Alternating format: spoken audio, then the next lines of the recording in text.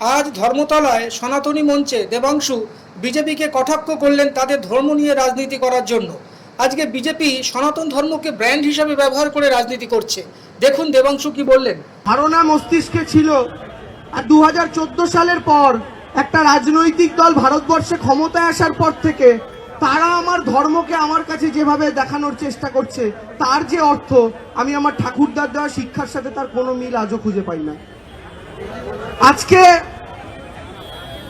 একটা রাজনৈতিক দল রাজনীতি করছে শুধু হিন্দু হিন্দু হিন্দু হিন্দু সনাতনী সনাতনী বলে বলে রাজনীতি করছে, সনাতন ধর্মের ব্র্যান্ডকে ব্যবহার করে রাজনীতি করছে। কিন্তু আপনারা আমাকে বলুন,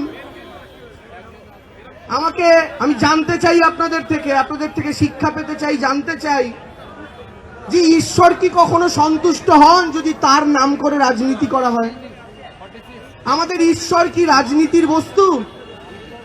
আজকে একটা রাজনৈতিক দল রাজনৈতিক মঞ্চ থেকে ভগবান শ্রীরামের নামে স্লোগান দেন। আমরা প্রত্যেকে, আমি বিশেষ করে হনুমানজির ভক্ত, আমি বাড়িতে যখন রোজ হনুমান চালিসা পাঠ করি তার শেষে আমিও রামের নামে জয়ধ্বনি দিয়ে পুজো শেষ করি। কিন্তু দুঃখের বিষয়, ওই মন্দিরের রামের নামে জয়ধ্বনি আর রাজনীতির মঞ্চে রামের নামে জয়ধ্বনির মধ্যে একটা সূক্ষ্ম পার্থক্য আছে। মন্দিরে রামের নামে জয়ধ্বনি হচ্ছে আপনার নিঃস্বার্থ ঈশ্বরের প্রতি ভালোবাসা, আর রাজনীতির মঞ্চে রামের নামে জয়ধ্বনি মানে হচ্ছে রামকে দিয়ে আপনার ভোটের মেশিনে চাষ করানো। দুটো এক জিনিস কখনো হতে পারে না। আর ভগবান রামচন্দ্র কোনোদিন কারোর ভোটের মেশিনে ফল ফলানোর জায়গা হতে পারেন না। ভগবানকে তারা নামিয়ে আনছেন মন্দির থেকে রাজনীতির ময়দানে। আচ্ছা আমাকে একটা কথা বলুন তো, মমতা বন্দ্যোপাধ্যায় জগন্নাথ মন্দির করলেন, এখানে পূর্ব মেদিনীপুরের অনেকে আছে, আমি তমলুকেরও অনেকের সাথে আমার দেখা হচ্ছিল, নন্দীগ্রামের অনেকের সাথে দেখা হচ্ছিল।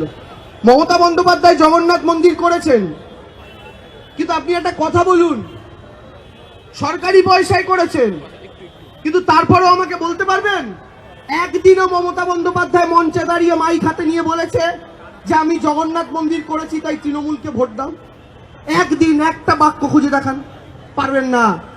কিন্তু নরেন্দ্র মোদী রাম মন্দির করার পর প্রত্যেকটা মঞ্চে দাঁড়িয়ে বলেছে আমি রামকে এনেছি তাই আমায় ভোট দাও। আরে তোমার কত ক্ষমতা, তুমি রামকে আনবে? তোমার কত ক্ষমতা, তুমি রামকে এনেছো?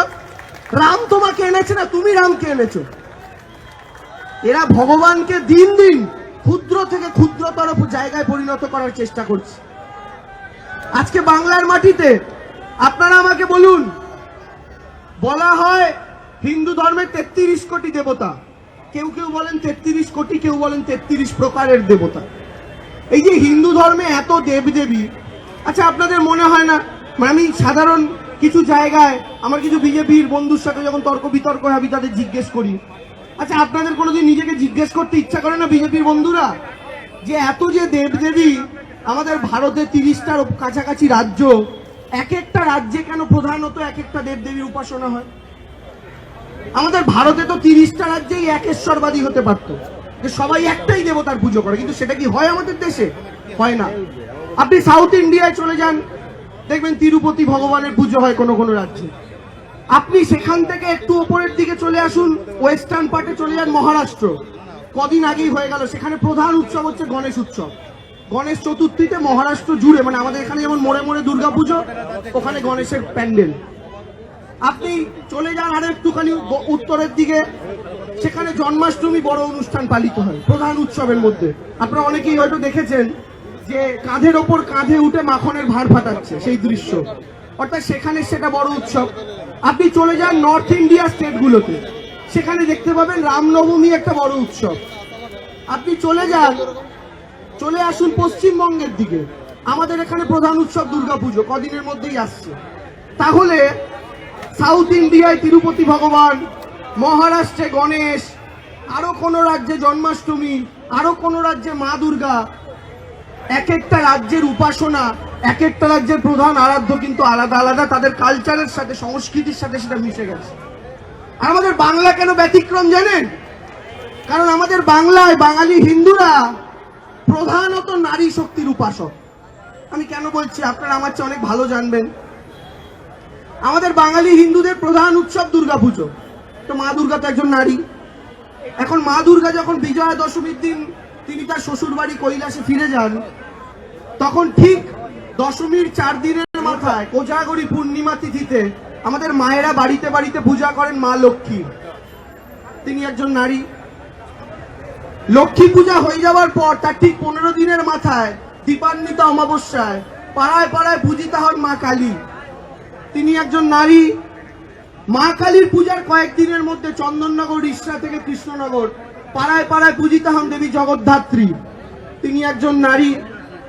জগদ্ধাত্রী পুজো হয়ে যাওয়ার পর আস্তে আস্তে সময় গড়াতে থাকে, শীতকাল আসে, বসন্ত পঞ্চমীতে ঘরে ঘরে পূজিতা হন দেবী সরস্বতী, বাগদেবী।